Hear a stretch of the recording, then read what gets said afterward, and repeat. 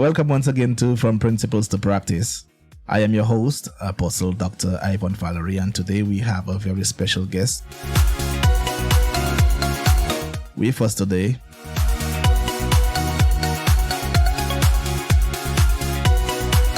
a young lady that is doing exploits in her community, and we thank God for her.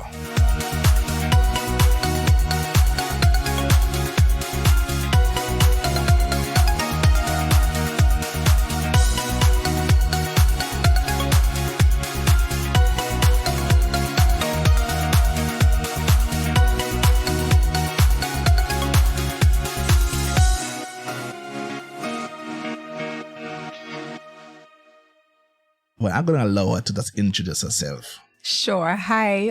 Thank you, first of all, for having me. It's such a pleasure to be here. My name is Katharina Carbon, and I'm from the beautiful island of St. Martin. And a little bit about me is my background is finance and business admin. For several years, I have been dancing too as well on the side. In addition to that, I also have some different business engagements going on. What else? That's pretty much about it. I am a creative at heart. That's awesome. So today we're going to talk a little bit about community and the power of community. And so you are doing an amazing job. Thank you. With Total Restoration Dance Ministries. Thank you. Tell us a little bit about that, how it began, everything that you can. Sure, no problem. So I came back to the island of St. Martin. I believe it was 2015 or 2016.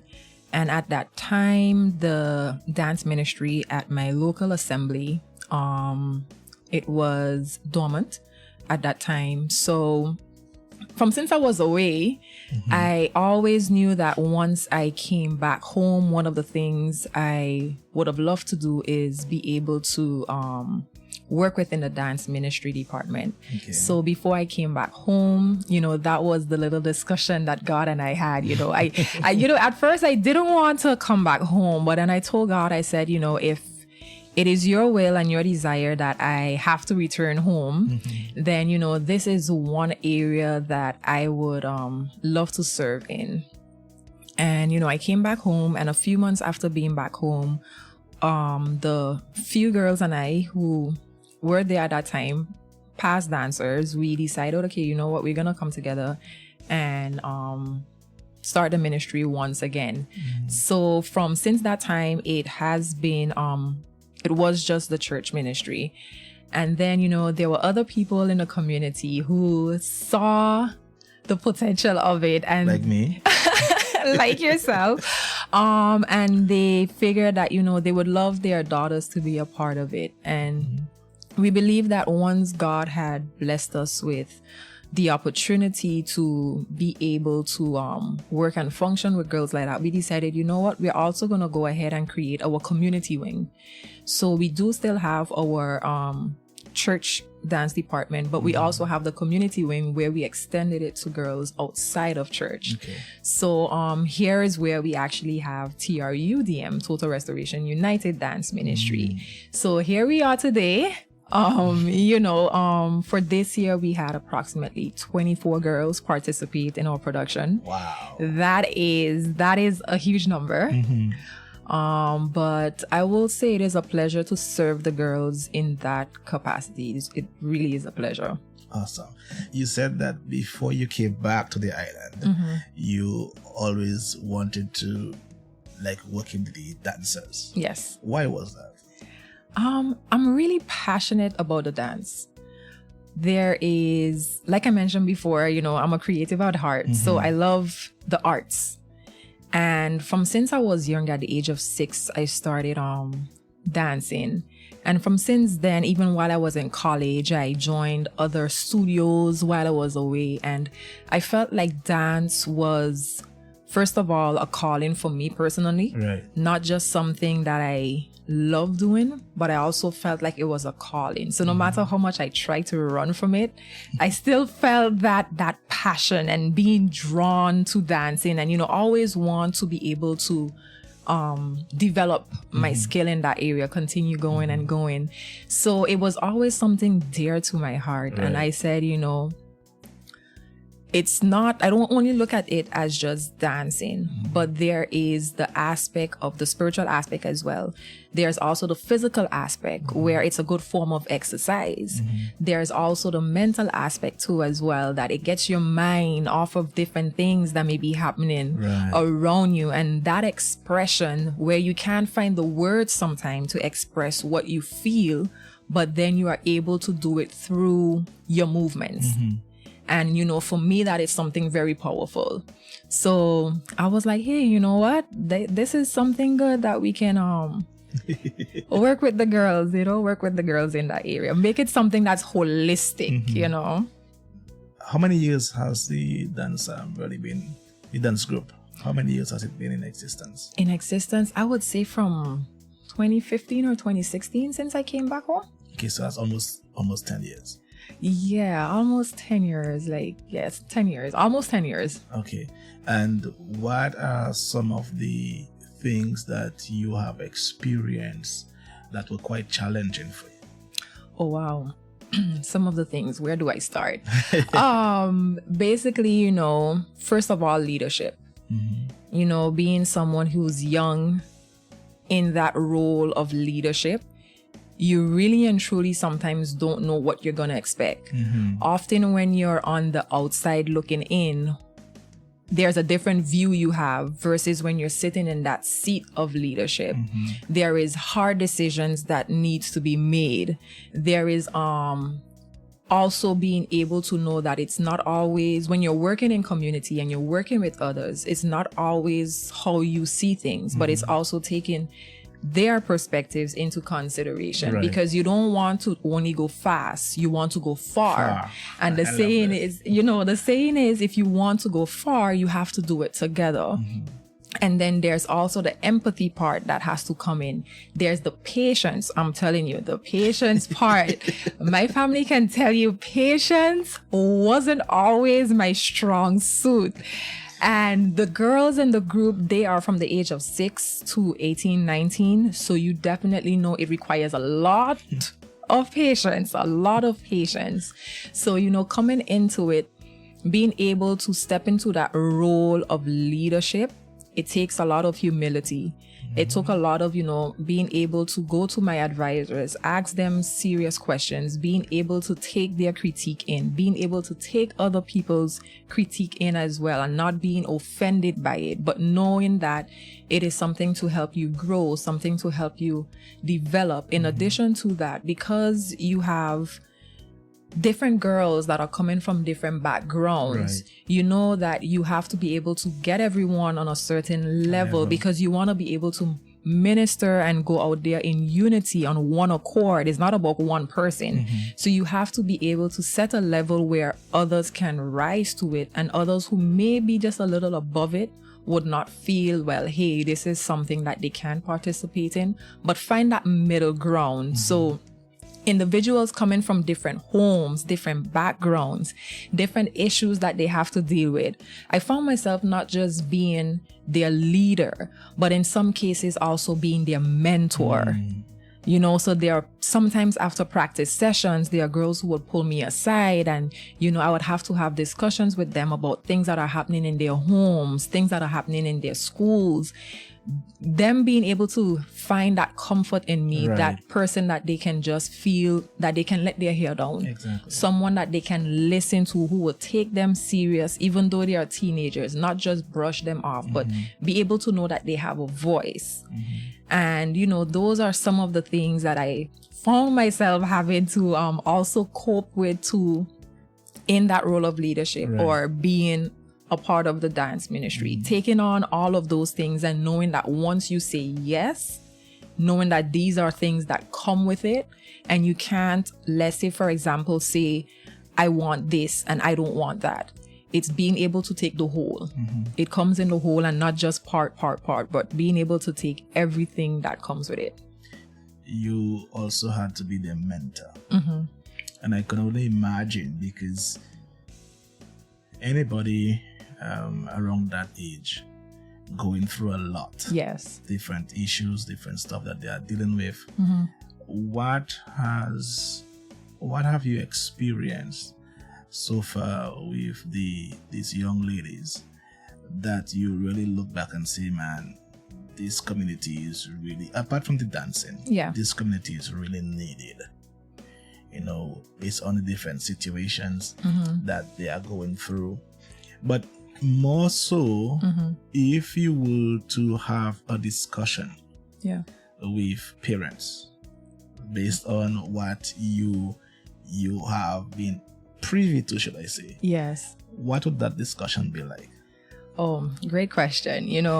I think the first part of that discussion is encouraging parents to listen to their children. Because oftentimes I know growing up, it's always where it's do as I say, not do as I do. Sometimes parents don't give explanations, and it's fine because sometimes at certain stages, they don't need that explanation just as yet, because then they would see in the future why my mom was trying or my dad was trying to tell me XYZ.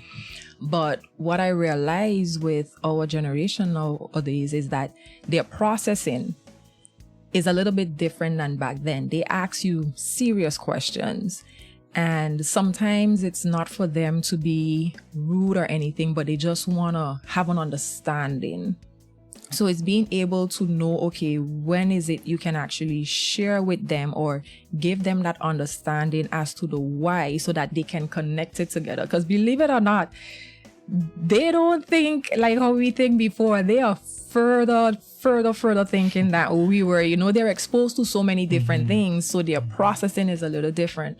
So I would say one thing would be, to listen to them, allow them to feel like they can come to you with anything, because you don't want them to get advice from persons who don't have their best interests at heart. Oftentimes, sometimes they may feel like, parents may not have the time because they're so busy trying to make ends meet. So then they find themselves trying to do things on their own, and they just need that guidance. And the system sometimes makes it a bit difficult for parents because you have ends to meet and you want to spend that extra time with them, but because you have bills to pay and different things. So, those are some situations that I have personally encountered with some of the girls. But besides also listening to them is allow them to be themselves. Oftentimes you would see parents try to compare and try to want the kids to be like others. Wow. And then, they struggle with that because they're not meeting that expectation. So they tend to feel like I'm letting down my parents, or why is it that I'm like this? And they don't want to disappoint anyone. So here it comes, that pressure that they have on them. They already have peer pressure to deal with in school. And then when it comes to the parents, that added pressure, then they feel like they're not good enough. And it's one thing leading to the next, but it's more so encouraging them to simply be yourself. That's one of my favorite mottos too as well. It's just be you. When you're being you, it's not just being, okay, well, hey, this is who I am. I don't want to grow and develop. No, it's not like that. But it's being able to say, hey, what makes you tick? What makes you smile? What is inside of you? What do you feel God is leading you to do? Where do you feel like you're your strongest person, different things to that effect, allowing them to be themselves. And as they grow, as they start to evolve, they learn more and more about what makes them tick. Right. Finding their place in society, but it's also just being there to walk alongside them, guide them, and allow children to be children. I think sometimes too, something that I've also realized sometimes with parents is they want to really and truly be their best friends. Right. So then you almost have the conversations being like two adults speaking. And then I'm like, wait, hold on. This child is still, processing and developing. So, there are certain things you gotta let them, slowly progress into. So, but, those are just some things that I have noticed and take note of in terms of dealing with the girls so far. I love how you mentioned that they are dealing with peer pressure and also parent pressure. We grew up in an era where we were just following. Yeah. We had instructions. It was just given instructions. We had to follow these instructions. Now it's a whole different era. Yes. And that is partly responsible, or not responsible, should I say, partly the reason social media and this whole global community that we are part of. But you also mentioned that in being themselves, you also want them to develop themselves and figure out who they really are. And that's very important, I believe. Yeah. And I just know that it works because my daughter, Rebecca, for 1 year with you guys now. Yeah. And she was part of the production, and I had the opportunity of seeing her dance. Tears came to my eyes. Aww. So it was really nice. It was really awesome. Yeah. But with the 1 year that she's with you guys, I've seen so much change already. And I believe that communities like what you have developed and that you are part of is so important because especially in faith-based communities like this that are tailored to exactly what the young ladies in that case really needs. We have so much other distractions out there, so much social media's platforms where they are being influenced by everybody else. And so just having this space with like-minded people where they can come together and get that freedom where they can just discover who they are, but not just who they are on their own, who they are in Christ. Correct. And I love that. You're absolutely doing a wonderful job. Thank you. I wish you could have done it, keep doing it for like ever, but I know eventually that cannot be the case. Yes. But before we get into that, if we dare get into that,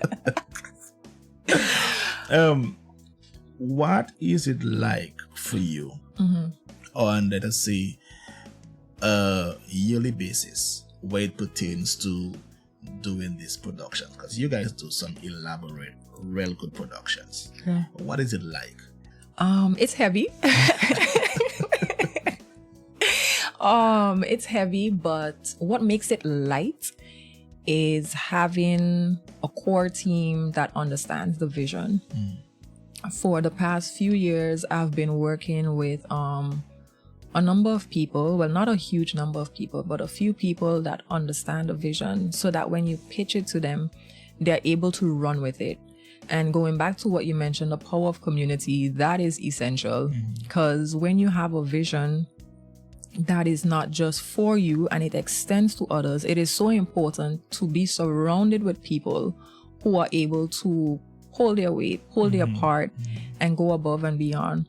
So usually when it comes to us preparing for production, it's basically having first and foremost a theme. So I try my best to sit quiet or observe what it is that God wants to minister or say to his people at this particular time. And we don't only use that theme when it's closer to production, but we usually have that theme for the entire year. So when the girls start back in September, they're already working on that theme that we have for production. For next year's production. Oh, wow.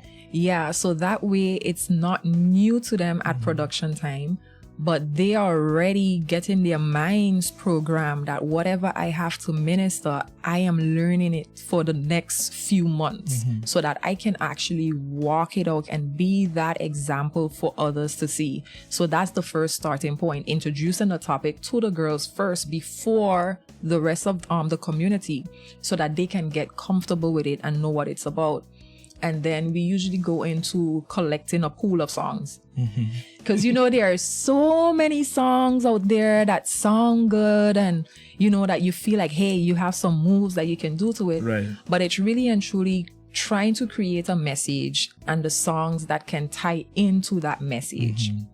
So here it is. You have this huge pool of songs where we'll be listening to either Spotify or YouTube for the next few months or, Apple. Just listening, and then just collecting all these songs together. And then we would sit, let's say about January, February or so, fine tune those pools of songs, try to arrange them in order and then see, okay, hey, who's gonna do this song, how are we gonna lay this out, who is the best choreographer that we can get on board to help to bring this to light. Are we gonna use singers for this piece or not? Are we gonna use spoken word? Let's not forget the budget, because we also got to create a budget as well, because when you're doing things like this for the kingdom of God, let's not fool ourselves. You need money. Yes. You need money. Like, no ifs, ands about it. You need money. So then it's also creating a budget, which is based off of last year's spending, the previous year's spending, and seeing, okay, hey, where can we reduce, or where would we have to increase? How can we set this up for it to work, etc., is the case. So that's all a part of the process too. How can we stay within budget? Because sometimes you may be able to get sponsors, but you're not really sure what they're gonna give you. Right.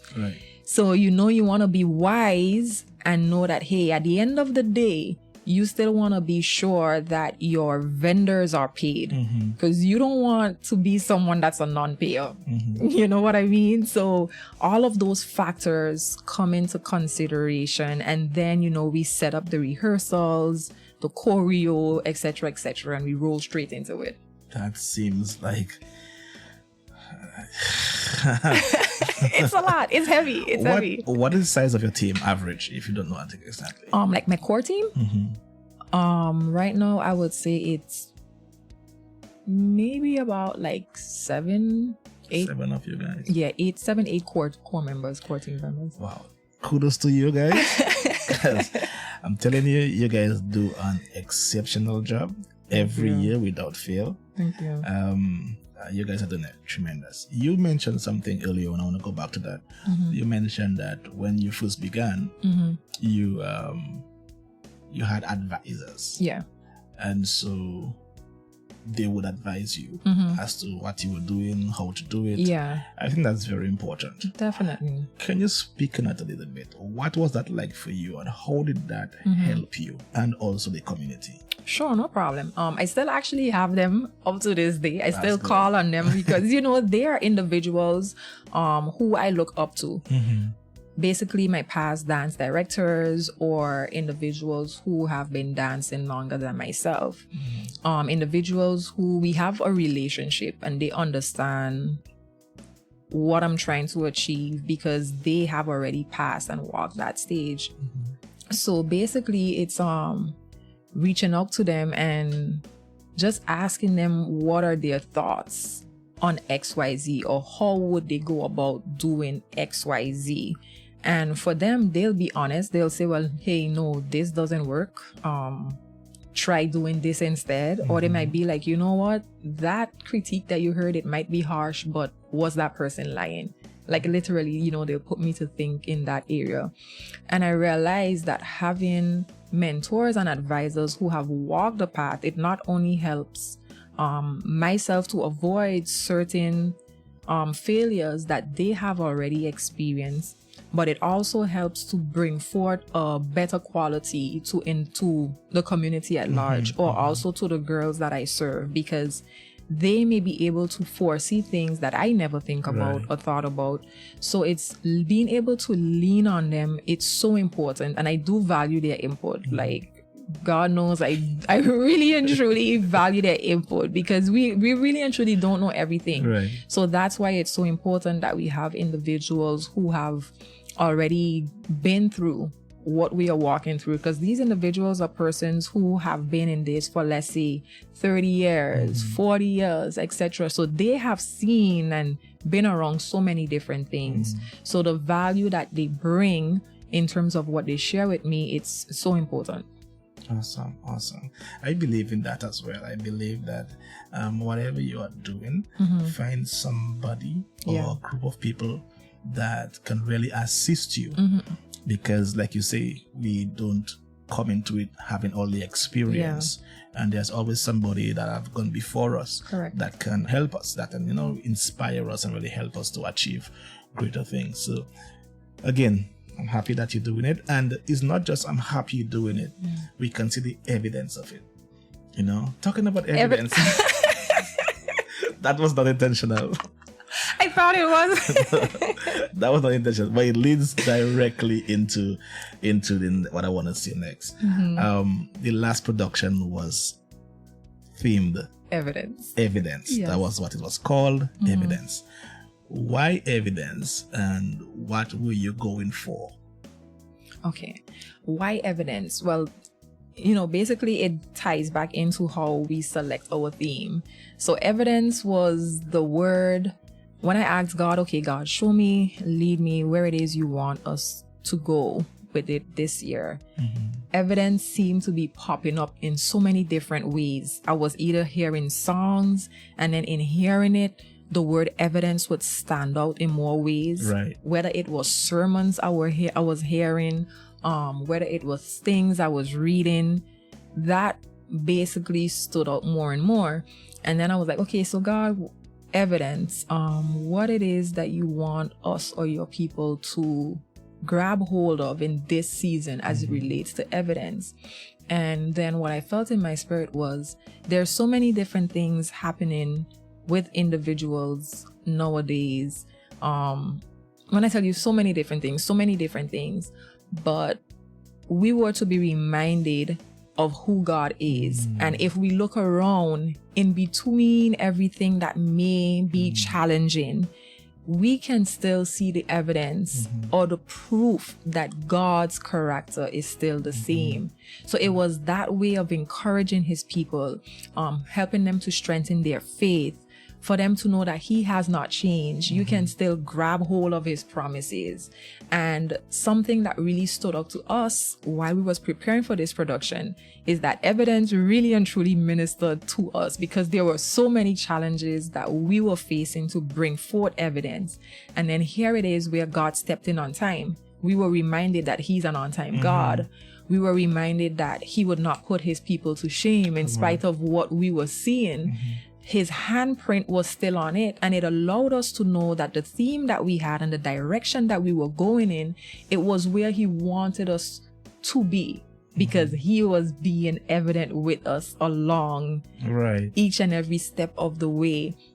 So basically the message and what we wanted to portray was just that God is still God. He does not change. His character is still the same, and you can lean on him and you can depend on him in spite of. Just look and see, whether it's you waking up in the morning and you still having breath, or you opening your fridge and seeing, hey, you know what, I still have, whether it's electricity or I still have food to take me through this day. He has not forsaken you. He has not forsaken you. And I think the production really conveyed that message. With all the video you guys had, it was just so well done, and it's something that is relatable. Yes, it's really relatable, and more so, I believe that the theme really gives the young ladies this hope. That when life get hard, you can look for the evidence, because there's always evidence. And it ministered to me greatly. Amen. So.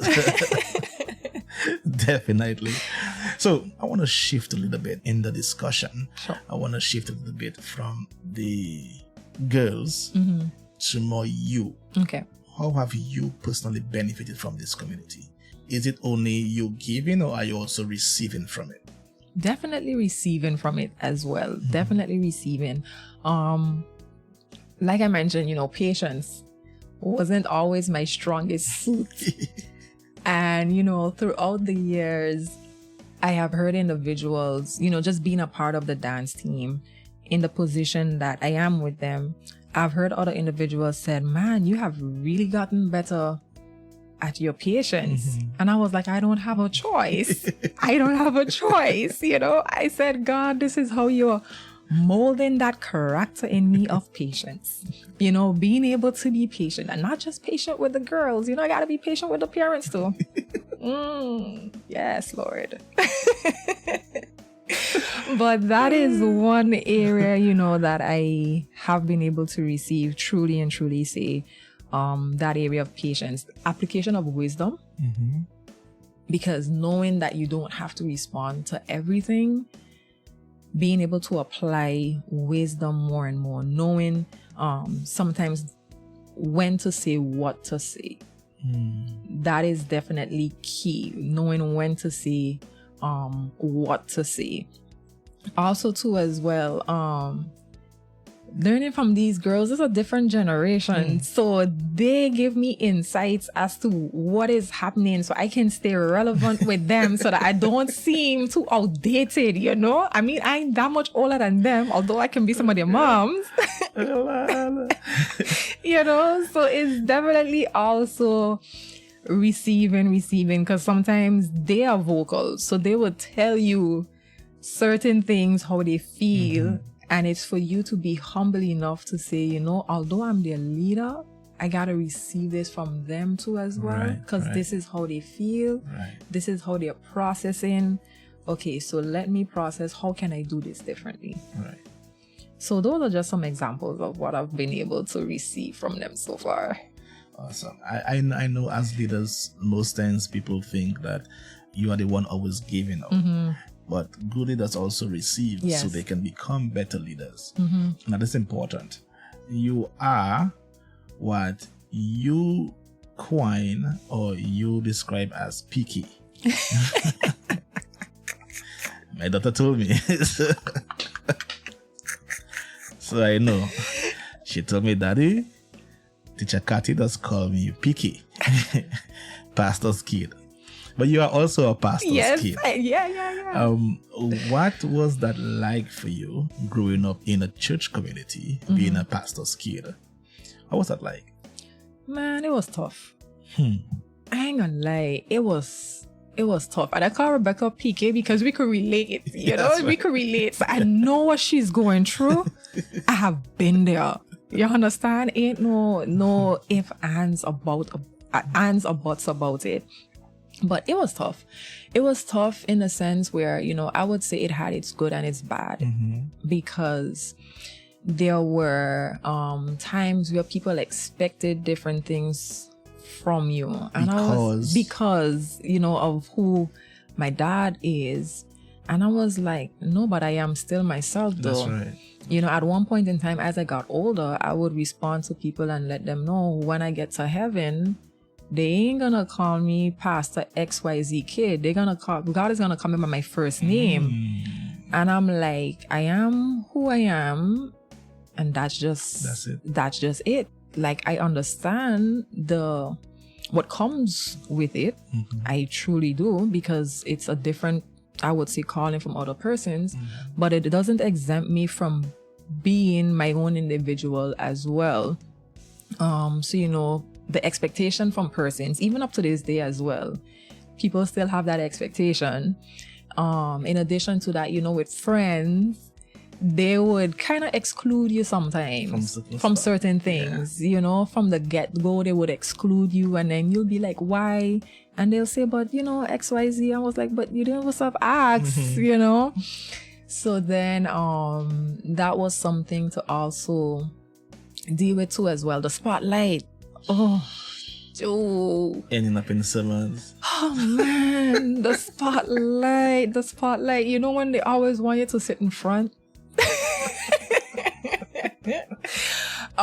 You know, they have that special seat reserved for you, so you gotta walk straight in front, you know. And it's not just in your home church alone. It is worse when you go out. I'm telling you, you know, at home you could kind of escape sometimes, but when you go out and you're a visitor in the people's church, you know, you have no choice but to sit up front. And I'm like, oh wow, you know. It was just tough. So I could understand the pressures that PKs go through, because you just want to be yourself. You just want to be recognized as someone who's just like everyone else, without having to feel singled out, you know. So it had its ups and its downs, because sometimes, you know, when you want to not walk so far, your dad has to park in front. So, you know, it cuts down your walking, or you would eat first.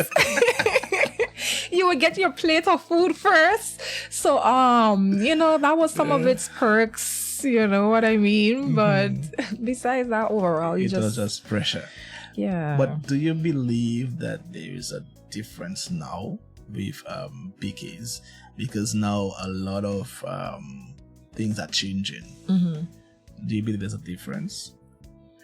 I think it may have, but it also depends on the crowd that you're in. Because you know the older ones, I believe they still hold on to that certain expectation, versus individuals who are more of the new age, more modern. I think that pressure is not so much there, although they'll still look up to you and have certain things. It's not as much as back as individuals who are, you know, more of the traditional mindset. So you have this, more like a generational thing. Yeah, a generational thing. And I think you're right, because back in the days, I mean, pastors' kids couldn't even get upset. If you get upset, like, behave yourself. You're a pastor child, you have to conduct yourself differently. You know, it is unnecessary pressure, like you said. But what is in the plans for you in terms of this community? How long do you see yourself? How many more years do you think you have? How many more years? I don't want anybody to listen to that and say, oh my God.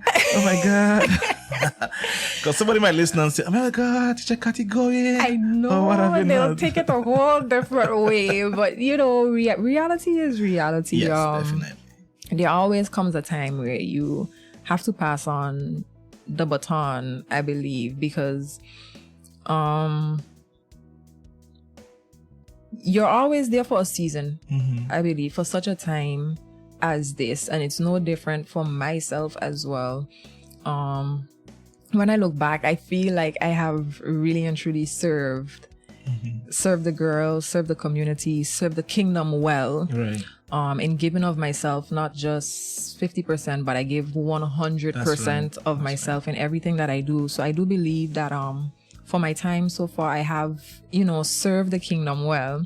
In terms of how much more years, I know it's not going to be another 20 years or another 10 years. That is for definitely certain. Not in it. No, that is definitely not in it. But it may have a few more years in the arsenal. Okay. It may have a few more years in the arsenal. We'll just stay with this. For now. Yeah. A few more years, maybe. A few more years. Yes. But you know, one of the things that I've observed with you and the entire dance group is that you guys really operate as a team. And secondly, that is important because it really, like you say, give others responsibility. And so when that time for transition comes, it becomes much easier to transition into, because this is like a full-time job. Yes. I could just imagine the sacrifices you have to make with your personal lives, your work, any other thing, that any project that you want to bat off. It's just that you are creative. I'm sure there are other aspects of, apart from just dancing and choreographing, that you are also into. Yes. So definitely, I remember my wife was the leader of the dance department in our church. Yeah. And after we got married, that was like history, you know, because it takes a lot. It does. It takes a lot. It takes almost everything from you. Yeah. Being available for the dancers that are part of your group. But let me go back. What was it like moving from just having this group from your local church and have it open to the entire community? What changes and challenges did you go through? Oh man.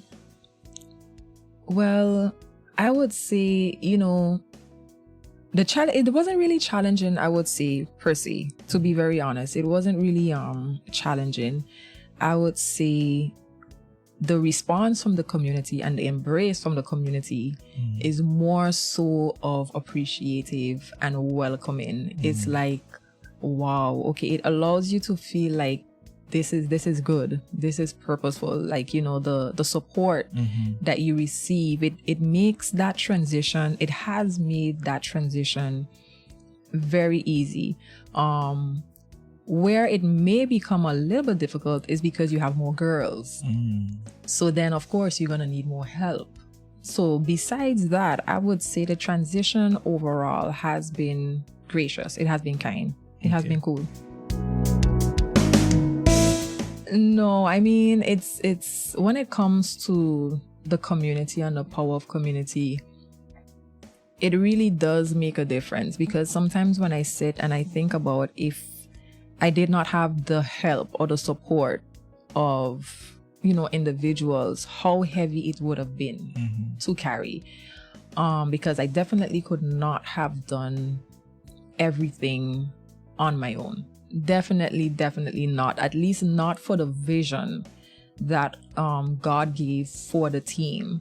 So I do believe that being able to have that genuine support goes a far way. People that share that heartbeat, it does make a difference, and that we should not underestimate it. We should not underestimate it. Any last words for the listeners? Man, I can't believe time is up as yet. But my last encouraging words that I would leave with you is, whatever it is that God has called you to do, or whatever it is that is laid on your heart to do, it's not just for you, but it serves the kingdom and the community at large. Although we are kingdom citizens, we still have our role and responsibility that we have to play within our local different communities. And let's not overlook that, but also remember that is also important, and they both go hand in hand. Because if we are able to be good kingdom citizens, then automatically it should transfer into our local communities as being good local citizens as well, serving our community. So that is one thing I would leave. And sometimes when you feel like you don't know where your help is going to come from, or if you can actually do it, it just takes you making that first step. And along the way, God would assign people to your assignment that he knows you would need. It doesn't matter how many, it's just you need that good quality of persons, and he would put them in your path. Just take it one step at a time. Perfectly said. I believe that whatever God has called you to accomplish, that he has pre-assigned the right community to assist you. Just a matter of you putting that community together. Yes. Or finding that community. Thank you so much for coming through. Thank you so much. Thank you for having me. Thank you for having me. You are definitely welcome. How can the listeners find you? Where? Oh, they can find me via LinkedIn, via Facebook, via Instagram, Katharina Carbon. Pretty simple. And the dance group? The dance group, you can find us on Facebook, Total Restoration Dance Ministry. You're gonna see this nice black and goldish looking symbol in our display with Jeremiah 31:4 being our scripture. That's awesome. Are you guys also on Instagram too? No, we're not on Instagram. Okay, all right. Not as yet. Well, there you have it, guys. Thank you so much. I really appreciate you coming in. I really thank you. For those of you that do not know, the dance group Total Restoration Dance Ministries are an awesome group. If you're looking to invest or support, you can do that. Reach out to Katharina, reach out to the group on the socials, and you can also be a blessing to the group.